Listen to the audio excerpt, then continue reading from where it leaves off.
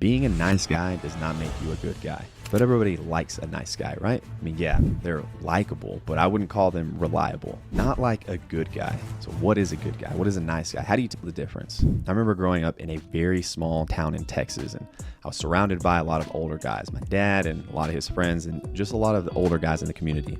They taught me these basic communication skills. Things like looking someone in the eye when you talk to them. When you shake someone's hand for the first time, you give them a firm grip. You always do what you say you're going to do. You always follow through. And then when you talk with people, you lead with kindness. So that made me understand these characteristics of what it meant to be a good guy.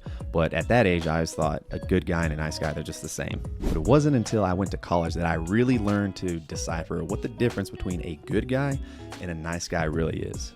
Because there's more than one type of nice guy. So I remember when I went to college, I went to a place that was brand new. I didn't know a soul. So during this, I spent a decent amount of time alone, just kind of getting my bearings around the place and really just kind of observing people and the interactions that they had. So in the evenings, people would either be hanging out in the cafeterias, they'd be going to or from the gym, or they would just be hanging out in the common areas in the dorms. Eventually, I met a couple guys that had a similar background to me, so we hit it off right from the start. I specifically remember one night we were sitting in the commons area, just watching TV, relaxing, and this other guy that I'd not met before, but I've seen him multiple times, he comes up and approaches us. Super nice guy, very friendly, very likable personality, and he comes up and starts pitching me on why we should join his fraternity, why it was so awesome, why we were the perfect fit, and what we'd be missing out on if we didn't join. I mean, he was pretty good. He was a pretty good salesman. He knew everything about this fraternity. To be honest, he probably grew up to be in sales of some sort because he was really invested in the pitch. So after hearing him out for about 5 or 10 minutes, I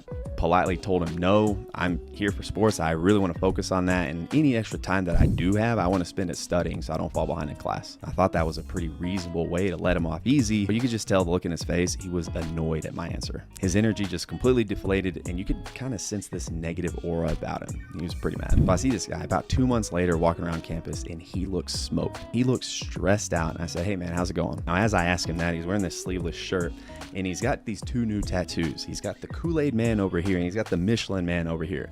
So this dude has been through it over the past 2 months. I mean, he looks pretty rough. He's like, man, I am so stressed out right now. I'm trying to prep for our exam, and I'm trying to keep up with all my responsibilities in the fraternity. So yeah, I started doing one of my fraternity brothers' homework because he said I was the smartest guy that he's ever met, and without me, he couldn't pass his classes, and I didn't want to let him down. I said, well, why don't you just say no and study? He looked back at me and said, dude, I can't say no. If I say no, they're going to lose all respect for me, and any type of credibility that I've already built up, it's gone. So I said, man, I hate that that's happened. I don't have anything for you. I don't know how I could help. Needless to say, the dude did not pass the class that we were in. I don't think he even was able to come back for the next semester. And that was really the last time I ever saw him. I'm not even sure those dudes in the fraternity even cared. Now, this is just one type of nice guy.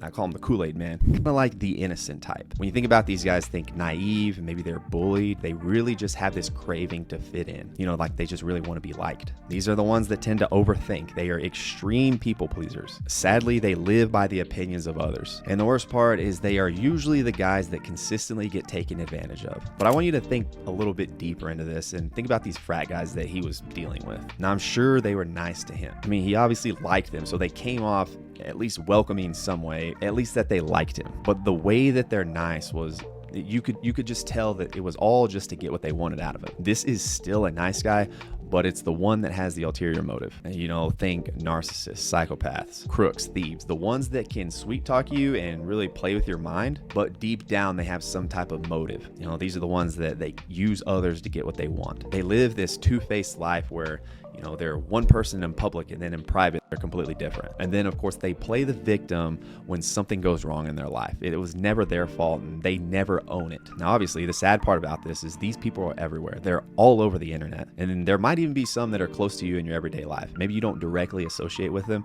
but I bet they're within arm's reach, and you might not even know it. Guys that appear to be cool, they appear to be nice, but really they're just grifters. They are highly dialed in salespeople that they'll treat you like a king right up front. But if you don't have anything to provide for them, it's over. Now, obviously, these aren't the only types of people out there. The good thing is there are good guys, good, authentic, true guys out there. Guys that stand strong in their beliefs or values. These are the guys that we need more of. We need to continue bringing up a generation of good guys. Guys who get things done. They lead from the front. So when you think about a good guy, Think of guys who they think fast. They do what's right, whether it's comfortable or uncomfortable. They lead with conviction. They have this confidence in their values, their beliefs, and whatever they stand for. And then they prioritize kindness, but they set boundaries. So it's very rarely that these people get taken advantage of. They do, but they are very quick to learn. The main part about a good guy is they're not always liked, but they are the ones that you can rely on. So we all want to know, well, how do you even become a good guy? I don't want to be a nice guy. I want to be a good guy. So I'm just going to name off some characteristics that I've seen through different types of good guys that I met throughout my life. So you might want to get a piece of paper or a pen or something and write these down because there's kind of a lot. So what embodies a good guy? Now, these aren't in any specific order, but one of the first things I thought about was humility, but still realistic. So what I mean by this is,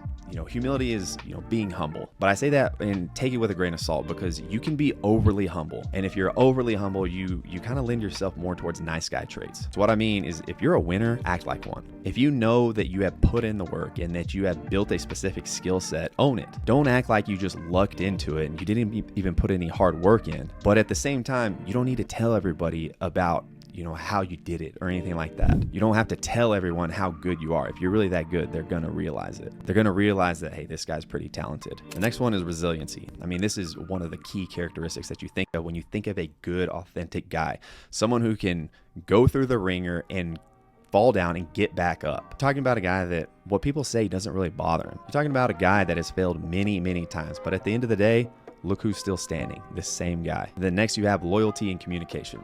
So we talked a little bit about setting boundaries, being kind, but setting boundaries. So a good guy, as long as there is mutual respect, that person is going to be very loyal to you till the end. You're always going to know where they stand because they're going to speak to you and communicate in a way of letting you know what you need to hear, not just kind of sugarcoating things. They're going to tell you when you're doing good. They're going to tell you when you need some work. It's the guy that you want in your corner if you're really trying to sharpen your sword. You're really trying to become better. You're trying to improve. This is the one that you want in your corner because this is the guy that's going to push you. Then you got strength. I'm talking about both physically and mentally. So physically, I mean, you don't have to be deadlifting over 600 pounds. You don't have to be running a 5-minute mile, but it's someone who is relatively fit. They're strong. They take care of themselves. They're pretty active. But I would argue even more importantly, they're mentally strong. Like we talked a little bit earlier about resiliency. They don't really get rattled. If they do, they have a very short memory and they know how to bounce back. They're the type of people that are driven. They know what they want. Yeah, they're not perfect. Maybe they get lost occasionally, but they are always redirected back on the path. Again, they're the guys that are going to build you up if they see you struggling. The next one is conviction. They have a strong confidence about what they do and why they do it. There's no wasted movement. They're not wandering around. There's always a reason and a purpose behind it. Next, you've got delaying gratification. Good guys are very, very good about delaying the reward, meaning that, if they find success, yeah, they might celebrate a little bit here and there, but they know that the long-term goal is still out there. So they can't stay at this checkpoint forever. They've got to keep pushing. They've got more to accomplish. They don't sit and just wait for these short hits of dopamine. They are dialed in and they know that the end goal is what's most important. They know every little win along the way is, yeah, it's a win, but the overall goal is not yet finished. This next one's really tough and a lot of people won't be down to do it, but they do the things that they should be doing in silence, knowing that no one is ever going to see it and they're never going to get credit for it. These are the ones that if they see trash on the ground, they're going to pick it up. They're the ones that if they see someone struggling, they're going to go over there and help them out. They're not looking for credit. They're not looking for a return, like a payback or something. They just know that they've got to do the right thing regardless of where they're at. You get a lot of guys that they won't do something because they're like, well, what does it matter? I'm not going to, nobody's going to give me credit for it. You want to be a good guy, do the things in silence that nobody wants to do, and it's going to take you leaps and bounds ahead of anyone else. The next one is kind of related, but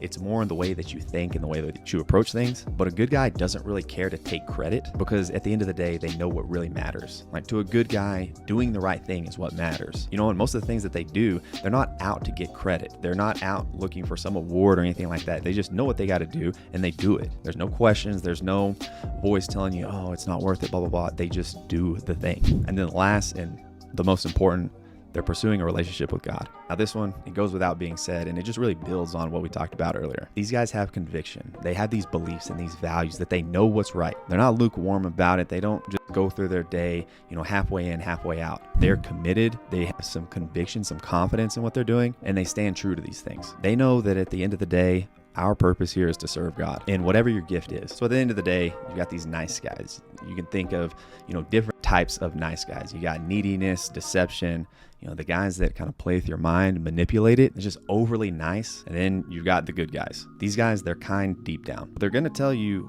when something needs improving. They're also going to tell you when you're doing a good job. They're not going to sugarcoat it. Most importantly, they're going to do the hard things. They're going to do the things that nobody wants to do, nobody's willing to do, but they're going to be the ones that persevere and go through. They're not going to ask questions. They're just going to perform. So let me know what you guys think on this one. If you like this concept about, the nice guys versus the good guys, let's start a conversation about it below. If you have any other ideas, or you just want to contribute to the conversation, throw some ideas on what a good guy is and what a nice guy is in the comments. I'd love to hear it. I'd love to talk with you guys about it. And then just one more thing. I started a newsletter. I'm going to start sending it out weekly. It's called the Mentality Lab. The link to sign up is below. So if you guys want to get more content like this, and sign up for that. I'd love to talk to you guys. Hit reply. It'll come right to me. Love to help build you guys up and, really just, start to get to know you guys a little bit. So of course it's completely free. It goes without saying, but you guys know the drill. If you want to click on that, sign up, I'd really appreciate it. But I'll talk to you guys soon.